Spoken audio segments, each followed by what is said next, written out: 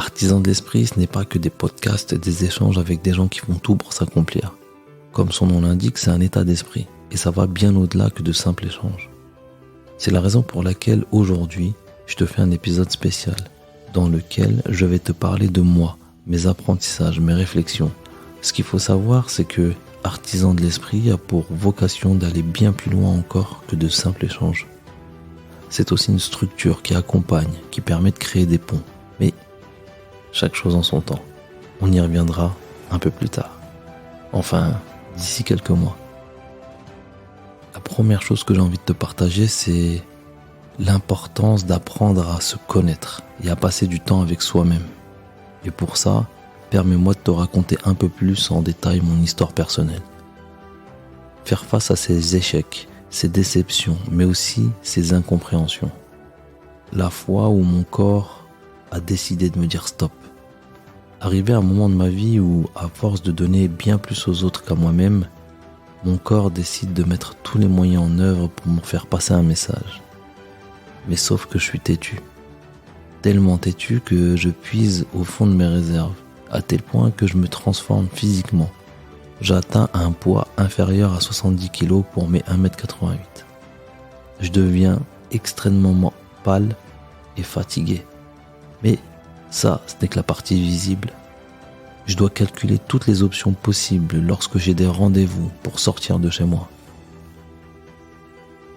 Je ne laisse rien au hasard. Mes journées sont ponctuées d'angoisse. Mais bon, je dois avancer et garder ça secret car, en 1, je ne veux pas être une victime. En 2, je suis capable d'endurer. Et en 3, la pitié des gens, non merci. Tout commence en 2014, lorsque les premiers symptômes apparaissent. Mal de ventre, coups de fatigue constante et autre chose encore bien plus personnelle mais que je décide quand même de garder pour moi. À ce moment-là, j'arrivais à la fin de mes années de fac. J'étais totalement perdu et incertain, concernant mon avenir bien sûr, mais pas que. Ce que je mangeais avait perdu toute sa saveur. Avec du recul, je me rends compte que c'est cet état d'esprit-là qui m'a rendu malade. Éduqué dans l'art du déni, je refoule mes problèmes de santé. Sauf que notre corps est tellement puissant que lorsqu'il décide de nous faire comprendre quelque chose, il y met tous les moyens. Le temps passe. Mars 2019. Après avoir enchaîné 3 mois de taf intensif, je rentre seul chez moi. Assis, après avoir dîné, cette voix qui parle, plutôt qui crie. Et là, 2 options s'offrent à moi.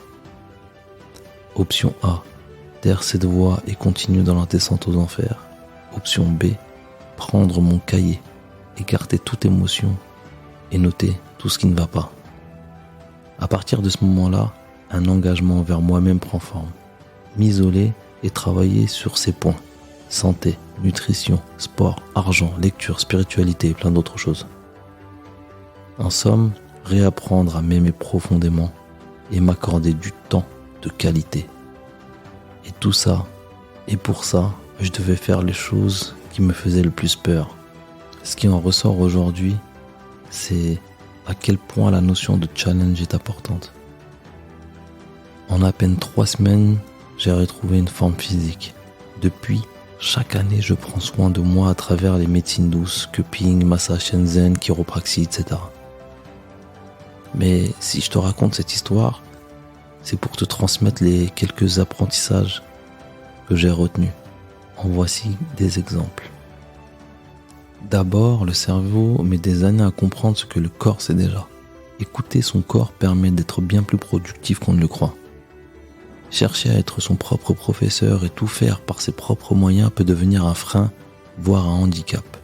Et c'est là que l'ego entre en jeu. Ce qu'il faut comprendre, c'est qu'il n'est ni bon ni mauvais. Son seul but, survivre à tout prix. Si on n'apprend pas à le découvrir, l'accueillir et le reconnaître, il ne peut être que destructeur. Dans ce cas, il crée bien plus de souffrance. Plus on va rejeter cette partie, plus elle persistera.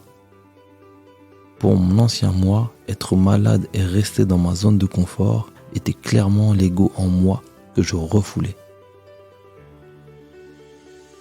Ensuite, encore une fois, rechercher le feu sacré. Rassure-toi, il ne vient qu'avec la pratique. Accepter de commencer petit, se rassurer avec les premiers résultats positifs et pourquoi pas mettre le kiff en première intention. Continuons.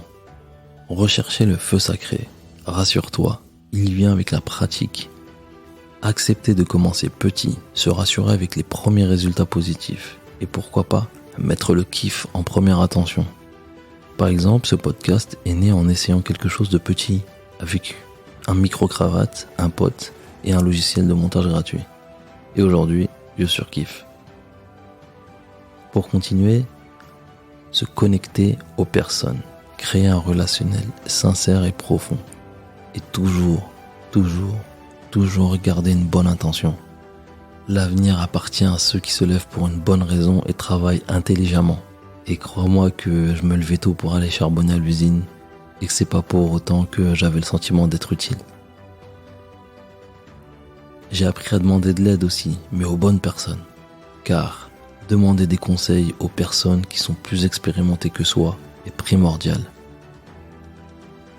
J'ai aussi accepté d'être frustré et de m'en servir comme moteur.